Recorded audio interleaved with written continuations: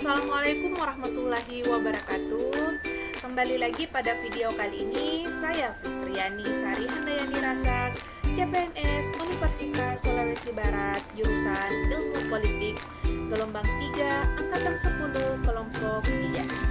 Pada video kali ini, saya akan menjelaskan mengenai nilai-nilai adaptif di lingkungan kampus. Berbicara nilai adaptif tersebut, kami sebagai seorang ASN tentunya senantiasa berinovasi dan antusias dalam menggerakkan ataupun menghadapi yang namanya perubahan. Nah, kembali lagi bahwa akhir-akhir ini, bahkan 2 tahun belakangan ini, seluruh dunia termasuk Indonesia tengah menghadapi yang namanya wabah COVID-19. Sehingga hal ini memberikan dampak atau perubahan ke segala aspek kehidupan termasuk dunia pendidikan. Sehingga sebagai seorang tenaga pengajar tentunya kita dituntut untuk memanfaatkan teknologi sebagai perubahan atau sebagai peningkatan dalam hal proses pembelajaran sehingga tidak terjadi ketertinggalan untuk mendapatkan ilmu pengetahuan. Hal ini disebut sebagai proses adaptasi dari perubahan yang ada, mulai dari kita mengajar tatap muka, kemudian kembali lagi bahwa adanya COVID-19 yang tidak memungkinkan kita untuk melakukan pembelajaran tatap muka, sehingga ada proses pembelajaran secara online atau daring.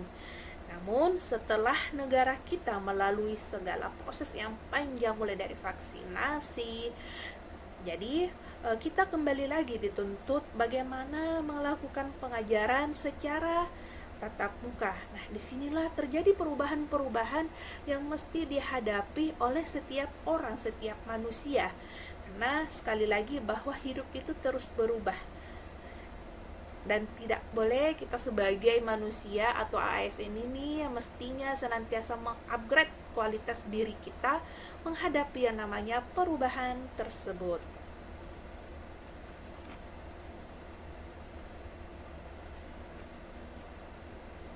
Nah, selanjutnya berbicara tentang konsep adaptasi. Adaptasi itu seperti yang saya katakan tadi bahwa proses yang menempatkan manusia berupaya untuk mencapai tujuan-tujuan atau kebutuhan untuk menghadapi lingkungan kondisi sosial yang berubah-ubah agar tetap bertahan. Nah, kembali lagi bahwa manusia itu diciptakan oleh Tuhan dan memiliki akal. Bagaimana kemudian akal ini dimanfaatkan untuk senantiasa survive atau bertahan menghadapi segala perubahan yang terjadi. Nah, jadi sebagai seorang ASN tentunya kita senantiasa dituntut untuk adaptif dengan segala perubahan yang ada. Kita akan berbicara mengenai ciri-ciri individu adaptif. Seperti apa sih ciri-ciri individu yang adaptif itu? Nah, yang pertama adalah eksperimen orang yang beradaptasi, di mana kita menggunakan pemikiran kita, akal kita, bagaimana melakukan observasi, penelitian terkait perubahan-perubahan yang terjadi di lingkungan sekitar kita. Karena sekali lagi bahwa hari kemarin belum tentu sama dengan hari ini, dan jangan harap bahwa esok pun sama dengan hari ini. Karena berbicara kesusahan atau perubahan tentunya itu akan terjadi setiap hari dan setiap harinya. Kembali lagi bahwa sangatlah rugi ketika orang yang hari ini lebih buruk dibandingkan dengan hari kemarin. Yang kedua adalah melihat peluang di mana orang lain melihat kegagalan. Di sini berkaitan dengan skeptis. Orang yang adaptif itu senantiasa melihat permasalahan-permasalahan itu adalah peluang atau kesempatan. Bagaimana dia meningkatkan dirinya bahwa masalah ini mesti dilalui. Ini merupakan tantangan dalam hidup yang mesti dilalui. Ketika tantangan tersebut tidak bisa dilalui atau tidak mampu untuk dilalui, artinya kemampuan seseorang itu tidak bisa meningkatkan kualitas dirinya. karena adanya tantangan, bisa melalui tantangan yang lebih berat, artinya kualitas hidupnya pun akan bertambah. Sehingga orang-orang yang memiliki pemikiran skeptis itu tidak mungkin melalui segala tantangan atau perubahan yang terjadi di lingkungan sekitar, bahkan tidak bisa melalui tantangan yang diberikan oleh dunia. Berbeda dengan orang yang adaptif, bahwa orang-orang adaptif ini melihat tantangan itu adalah sebuah jalan untuk menuju kesuksesan. Nah, yang ketiga adalah memiliki sumber daya. Sumber daya ini baik secara sumber daya pemikiran, sumber daya teman atau sosial, atau minat dan bakat, bagaimana kemudian kemampuan atau sumber daya ini dimanfaatkan oleh orang adaptif ini atau kita sebagai seorang ASN itu meningkatkan kualitas diri kita. Sumber daya ini kita memiliki sumber daya yang tentunya berbeda satu sama lain. Bagaimana kita meningkatkan kualitas diri kita? Nah, disinilah yang menjadi salah satu ciri orang-orang yang adaptif, bisa memanfaatkan sumber daya yang dimilikinya untuk meningkatkan kapasitas dirinya. Yang keempat, selalu berpikir ke depan. Orang-orang yang adaptif tentunya senantiasa memikirkan masa depan. Ini hari esok saya akan seperti ini. Kemarin saya seperti ini, mungkin terjadi evaluasi pada dirinya sehingga memikirkan bahwa esok saya tidak ingin menjadi hari kemarin. Esok saya akan menjadi manusia yang baru lahir dan menjadi pribadi yang baru lagi, yang memiliki kapasitas dan kualitas yang terbaik dibandingkan hari kemarin. Hari kemarin adalah sebuah pengalaman dan pembelajaran yang sangat berharga untuk mengukir masa depan yang lebih berkualitas lagi. Yang kelima, tidak mudah mengeluh. Orang-orang yang senantiasa mengeluh itu adalah orang-orang yang skeptis dan pesimis terhadap lingkungan yang terjadi. Padahal setiap keluhan itu akan menimbulkan rasa tidak percaya diri pada diri sendiri, apalagi ditambah dengan perubahan-perubahan yang senantiasa terjadi dari waktu ke waktu. Berbeda dengan orang yang adaptif. Orang yang adaptif itu tentunya memiliki motivasi yang tinggi bagaimana melakukan perubahan dalam dirinya untuk di masa depannya. Yang keenam, tidak mudah menyalahkan. Orang-orang yang berpikir adaptif itu senantiasa berbagi positive thinking kepada sekitarnya.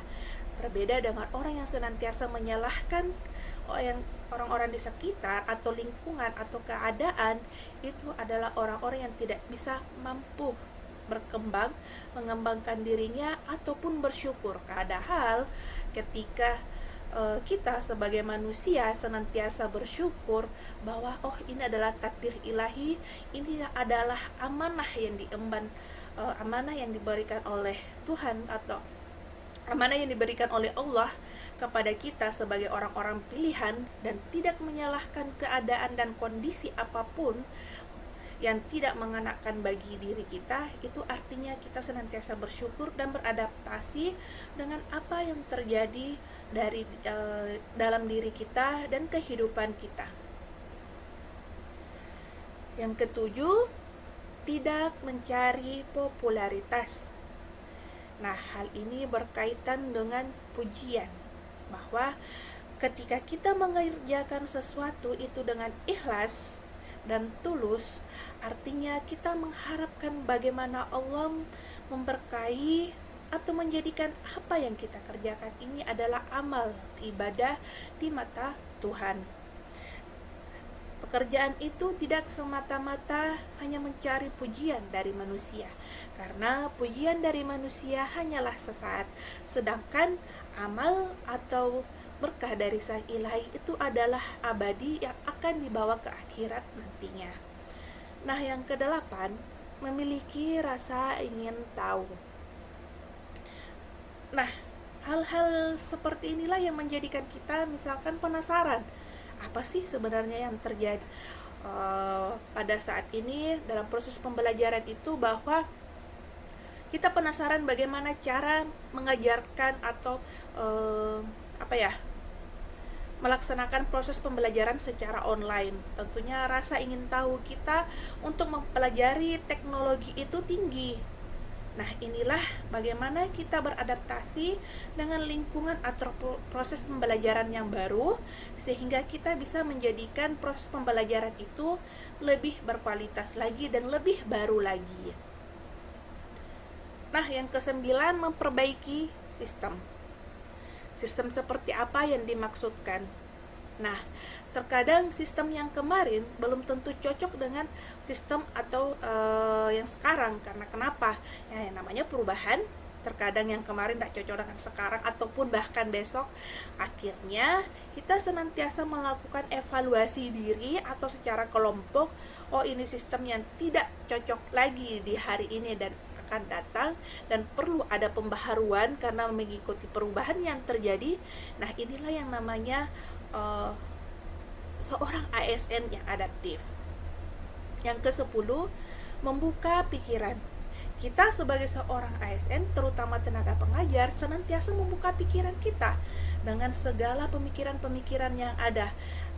Terutama sebagai seorang dosen, ketika berhadapan dengan mahasiswa, itu tidak boleh menutup pikirannya dia, bahwa saya dosen, saya kebenaran adalah saya, sedangkan mahasiswa mengikuti kebenaran yang ada pada saya.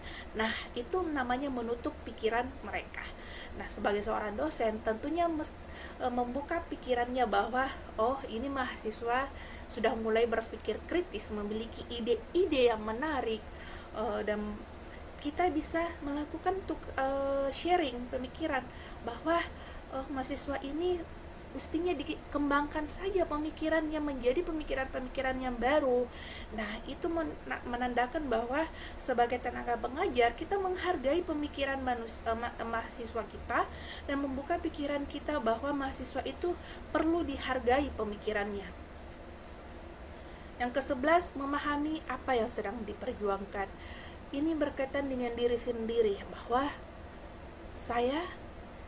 ini yang saya perjuangkan, seorang ASN yang memperjuangkan kesejahteraan bangsa dan negara untuk menciptakan yang namanya Negara Kesatuan Republik Indonesia.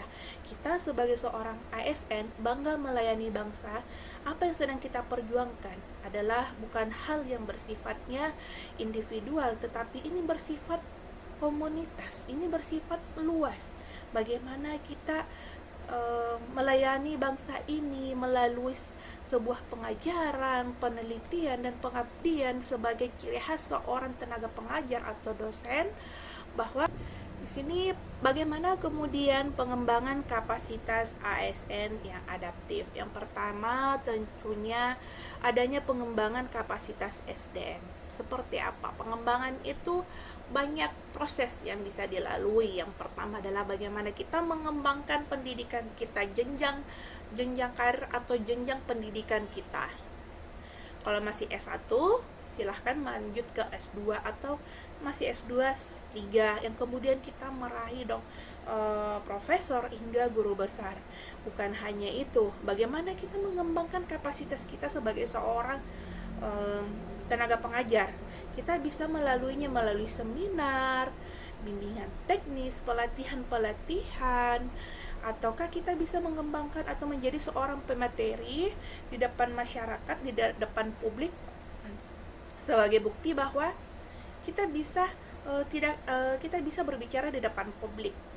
Kita bisa mengembangkan kapasitas kita, bukan hanya berbicara di depan mahasiswa, tetapi kita bisa berbicara di depan publik, di depan masyarakat, atau di depan para pejabat-pejabat lainnya.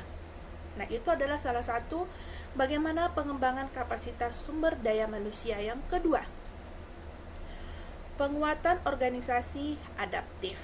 Bagaimana kemudian organisasi ini ataukah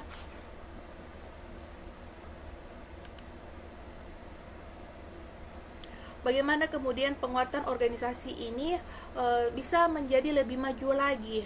dengan adanya perubahan-perubahan yang terjadi, kita melalui evaluasi sistem, bagaimana kemudian adanya sharing-sharing pemikiran baik sesama rekan kerja, pimpinan ataupun pimpinan perguruan tinggi, itu sebagai salah satu wujud bagaimana pemuatan organisasi yang adaptif.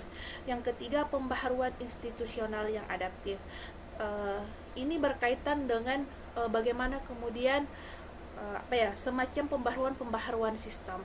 Ini biasa kita kenal dengan apa yang dilakukan oleh presiden, yakni reshuffle.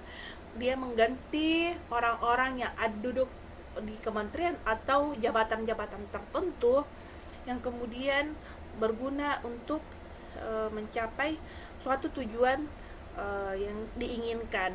Nah, itu yang berkaitan dengan bagaimana melakukan pembaharuan terhadap institusi-institusi yang ada. Nah, perubahan itu senantiasa terjadi di kehidupan kita. Yang tidak pernah berubah adalah perubahan itu sendiri. Jadi, ketika kita ingin menjadi manusia yang survive atau bertahan dengan kondisi yang ada, maka kita mestinya mengikuti perubahan yang terjadi. Demikian podcast kali ini. Saya Fitriani Sari Handayani Rasak. Sekian dan terima kasih. Assalamualaikum warahmatullahi wabarakatuh.